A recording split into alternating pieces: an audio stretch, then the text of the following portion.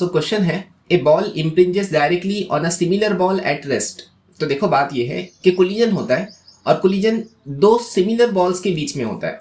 सो मान लेते हैं पहला बॉल जिसका मास स्मॉल m है, ये u वेलोसिटी से मूव कर रहा था फॉरवर्ड डायरेक्शन में, ये उसी जैसे सिमिलर बॉल जिसका मास स्मॉल m होगा, लेकिन ये कैसा है, ये रेस्ट में है, दूसरा बॉल रेस्ट में है, इसलिए मैं कहता हूँ u2 इज इक्वल टू 0। इतना ठीक है। If the first ball brought to rest by the impact, तो इम्पैक्ट के बाद पहला बॉल क्या में आ जाता है, रेस्ट में आ जाता है, यानी v1 ऑफ, यानी v1 मतलब final velocity of the first object कितना बन गया, 0। ये स्टेटमेंट अच्छा है। If half of the kinetic energy is lost by the impact, तो काइनेटिक एनर्जी के अंदर लॉस होने वाला है। अगर लॉस होने वाला है तो ये कौन सा कोलिजन है, ये कोलिजन कौन सा, इलास्टिक या इन इलास्टिक, ये इन इलास्टिक कोलिजन है। अगर इन इलास्टिक कोलिजन है तो यहाँ पर कंजर्वेशन ऑफ एनर्जी काम नहीं करेगा, कंजर्वेशन ऑफ एनर्जी काम नहीं करेगा, क्योंकि यहाँ लॉस मेंशन है, एनर्जी का लॉस हो रहा है, मतलब एनर्जी कंजर्वेशन अप्लाई नहीं होगा, कंजर्वेशन ऑफ एनर्जी अप्लाई नहीं हो रहा है, इसका मतलब कोलिजन इन इलास्टिक कोलिजन है। इतना समझे। The value of coefficient of restitution, उसके बाद तो और क्लियर हो गया। कोएफिशिएंट ऑफ रेस्टिट्यूशन की वैल्यू यहाँ पूछा है और कहीं भी आंसर के अंदर 1 नहीं है। इलास्टिक कोलिजन के लिए कोएफिशिएंट ऑफ रेस्टिट्यूशन 1 होता है और 1 कहीं भी नहीं है, इसका मतलब ये इन इलास्टिक कोलिजन ही होने वाला है। इतना ठीक है, ओके। अगर हम यहाँ कंजर्वेशन ऑफ एनर्जी अप्लाई नहीं कर सकते हैं फिर क्या करेंगे, हम यहाँ लॉस की इक्वेशन के थ्रू जाने की कोशिश करेंगे। अच्छा, उससे पहले आप मुझे बता दीजिए कोएफिशिएंट ऑफ रेस्टिट्यूशन जो हमको मालूम करना है, कोएफिशिएंट ऑफ रेस्टिट्यूशन का फॉर्मूला क्या, v2 minus v1 upon u1 minus u2। इसके अंदर देखेंगे कौन सा डेटा हमारे पास अवेलेबल है। v2 मतलब final velocity of the second object, उसकी वैल्यू कुछ ना कुछ है, लेकिन इतना मेंशन है कि v1 की वैल्यू 0 है, इसका मतलब मैं यहाँ v2 माइनस 0 लिख लेता हूँ। u1 की वैल्यू हमने कंसीडर किया कि u के बराबर है, और u2 उसने क्वेश्चन में ही दिया है कि u2 की वैल्यू 0 है। सो हमको पता करना है कोएफिशिएंट ऑफ रेस्टिट्यूशन जो फाइनली बनकर आ रहा है v2 अपॉन u, यानी अगर हमने v2 अपॉन u पता कर लिया तो हमारा काम खत्म हो गया।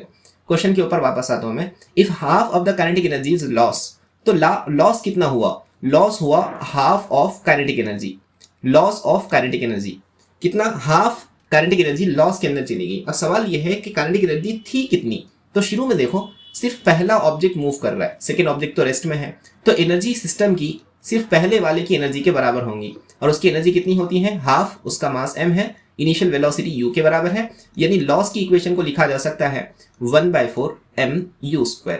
इतना समझा, ये है एनर्जी का लॉस। अब बात ये है कि ये इन इलास्टिक कोलिजन है, इसलिए यहाँ कंजर्वेशन ऑफ एनर्जी वर्क नहीं करेगा, लेकिन हम यहाँ कंजर्वेशन ऑफ एनर्जी को इस तरीके से लिख सकते हैं, काइनेटिक एनर्जी इनिशियली बराबर होंगी काइनेटिक एनर्जी फाइनल के, नहीं बराबर नहीं होंगी। क्यों बराबर नहीं होंगी, क्योंकि कुछ ना कुछ लॉस होगा। तो अगर मैं फाइनल काइनेटिक एनर्जी के अंदर, अगर मैं फाइनल काइनेटिक एनर्जी के अंदर लॉस को इंक्लूड कर लूं, अब ये इक्वेशन बराबर हो जाएंगी, ठीक है। अगर लॉस नहीं होता तो इनिशियल काइनेटिक एनर्जी फाइनल के बराबर हो जाती। कौन सा कोलिजन होता, इलास्टिक कोलिजन। ये इलास्टिक कोलिजन नहीं है, इसका मतलब उसमें लॉस भी आने वाला है, इसलिए मैं यहाँ एडिशनल टर्म लॉस मेंशन कर रहा हूँ। फाइनल एनर्जी के अंदर जो लॉस हुआ उसको मिला दो तो वो इनिशियल काइनेटिक एनर्जी के बराबर हो जाएगा। ये समझ गए ना, ठीक है। चलो आगे बढ़ेंगे। इनिशियल काइनेटिक एनर्जी कितनी है सिस्टम की, सिर्फ एक ही ऑब्जेक्ट मूव कर रहा है और एनर्जी है हाफ mu²। फाइनली क्या हुआ, फाइनली पहला ऑब्जेक्ट तो रुक गया लेकिन दूसरा ऑब्जेक्ट मूव कर रहा है, तो एनर्जी कितनी हो जाएगी, हाफ m, और उसकी फाइनल वेलोसिटी कितनी है, v2 का स्क्वायर। और अब बताओ लॉस कितना हुआ, अभी हमने निकाले हैं, लॉस बराबर है 1/4 mu²। इतना समझे, ठीक है जी। आगे बढ़ो। तो यहाँ क्या है, यहाँ है हाफ mu², ये 1/4 mu² को इस तरह बुला लो, ये हो जाएगा minus 1/4 mu² is equal to half m v2 का स्क्वायर। समझ गए।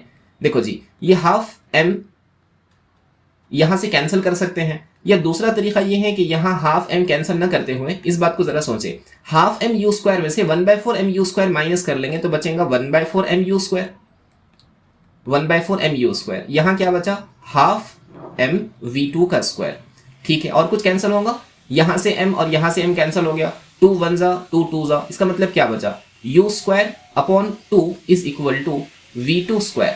अगर हम स्क्वायर रूट ले लें तो लिख सकते हैं u/√2 is equal to v2, ठीक है ना। अब ये v2 की वैल्यू को उठाकर कोएफिशिएंट ऑफ रेस्टिट्यूशन के फॉर्मूले के अंदर रख देंगे, तो कोएफिशिएंट ऑफ रेस्टिट्यूशन क्या बन जाएगा, e is equal to v2 की जगह पर क्या आया, v2 की जगह पर लिखा जा सकता है u/√2, और डिवाइड में कौन है, डिवाइड में u है, ये u इस u को कैंसिल करेगा मतलब कोएफिशिएंट ऑफ रेस्टिट्यूशन का वैल्यू आ रहा है 1/√2, ई इज इक्वल टू 1/√2, ये हमारा आंसर होना चाहिए।